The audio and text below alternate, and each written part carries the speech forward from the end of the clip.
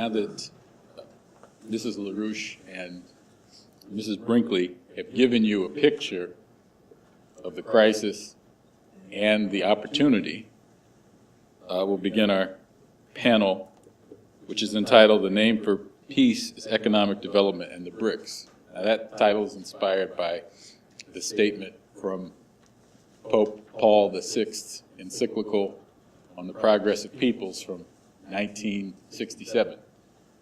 Development is the new name for peace. And I'm very happy, we're all very happy to welcome a series of guests that we have, and also messages from nations of the BRICS. So in spirit and in body, all of the nations of the BRICS are represented here today. And first, it's my pleasure to welcome the Honorable Breno Hermann, who is the Deputy Consul from the Consulate of Brazil in Boston, from the Cultural Department, who has remarks for us on the promise of the BRICS from Brazil.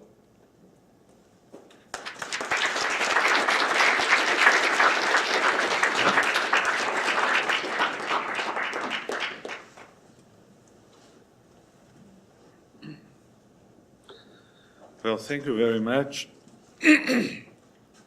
I am very grateful to this opportunity to share with you all a few thoughts on the BRICS.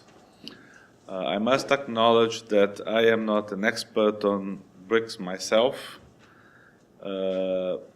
Actually, I never worked directly with this issue, but I have got some very good notes from a friend who actually is the person within the Ministry of Foreign Relations who deals directly with the BRICS, and he was able to give me a sense of how this group came from and where the group is heading to. And I think that's very useful in the spirit of the talk and the conference we are having today. As perhaps some of you know, the BRICS came from an acronym. Originally, it was just an acronym created by Goldman Sachs. Yeah, that's true. But with time, it became something much deeper than that. It became a true policy and diplomatic initiative that was favored by the international events, and which gathered Brazil, India, China, and South Africa towards something very very positive. If one think about the BRICS, how could we conceptualize its main traits of this group? Of course, we are dealing with countries that have lots in common, but at the same time are very different from each other. Different regions, very different histories, colonial pasts and historical pasts, very different from each other.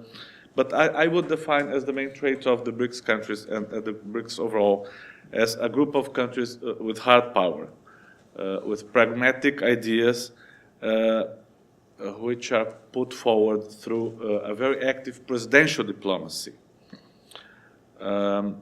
This would be, I would say, some of the main characteristics.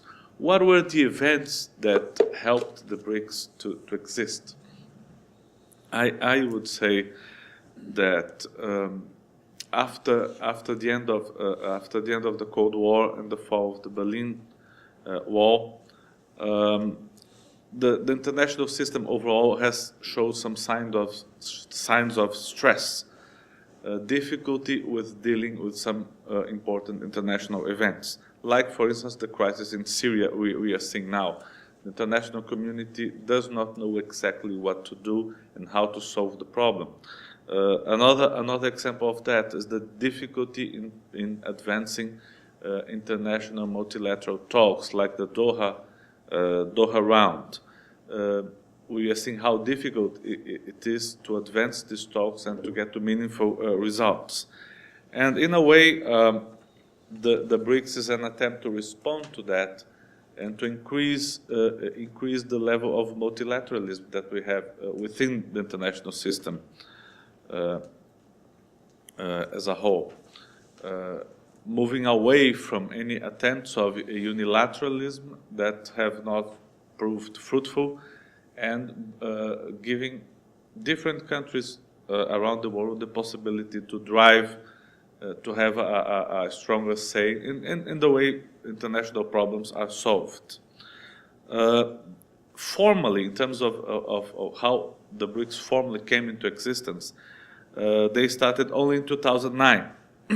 Before of that, there were a couple of meetings, but it was at the Yekaterinburg meeting in Russia that the BRICS group formally started to exist.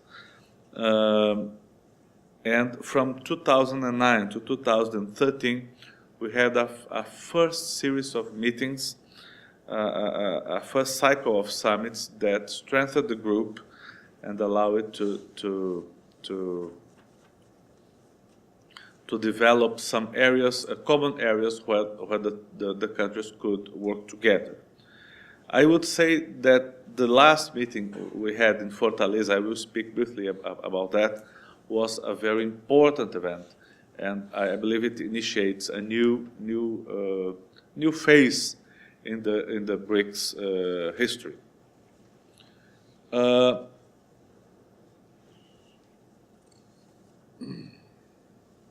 What was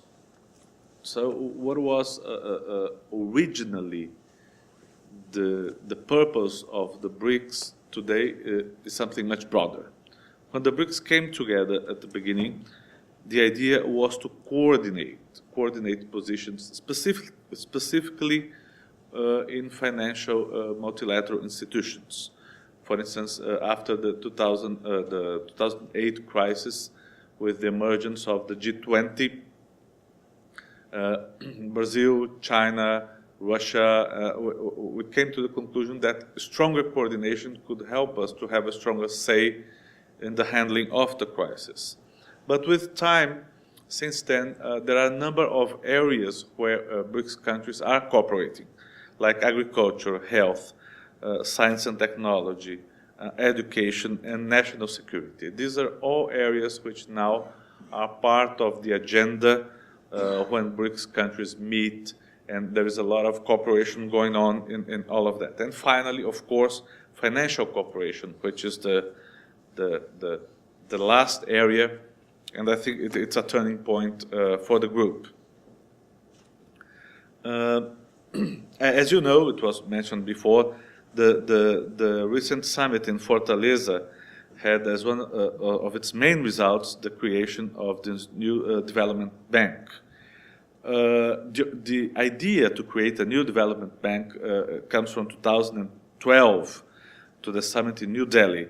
But at that time, we needed further studies. We needed to discuss how this idea could be implemented. And finance ministers from the BRICS countries analyzed this idea. And in 2013, the idea came to the table again at the Durban summit. The main reasons behind this initiative to create a new development bank came from the recognition that we need new sources of financing for developing countries.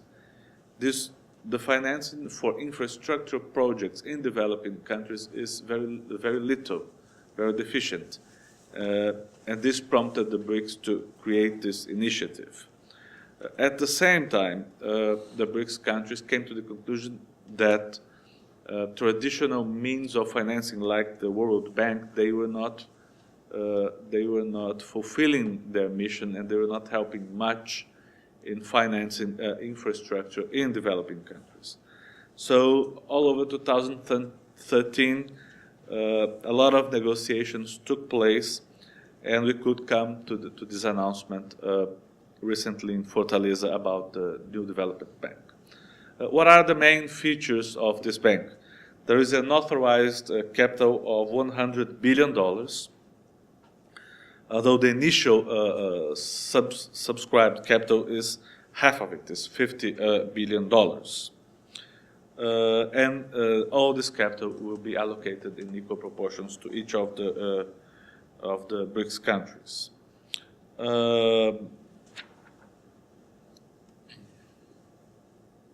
The regulations of the bank state that the BRICS countries are the founding members, but the bank is open to other countries that want to join it.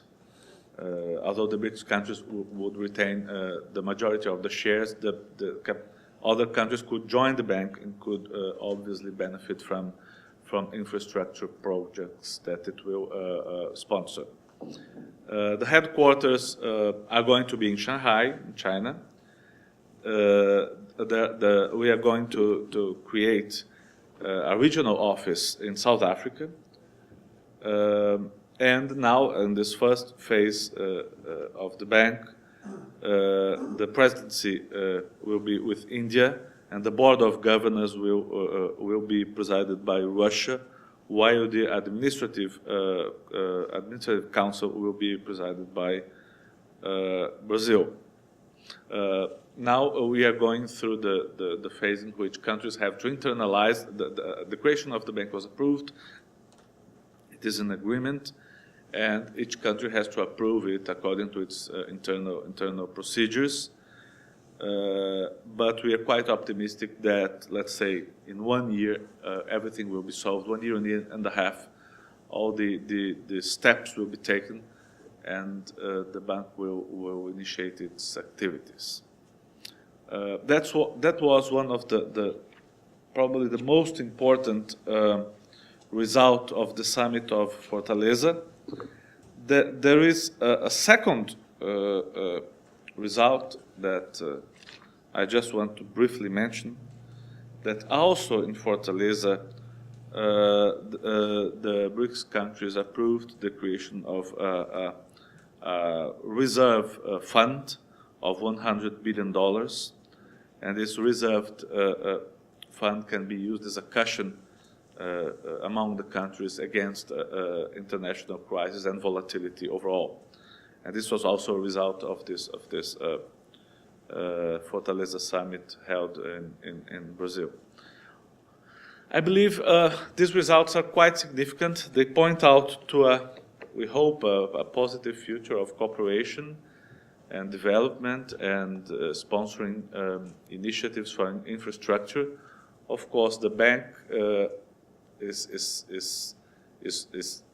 has been approved, but we need to finalize all the procedures so that it really comes into existence. But the positive message is that it's open to other countries as well that can join it and benefit from this initiative. So that's briefly what I had to share with you. Thank you very much.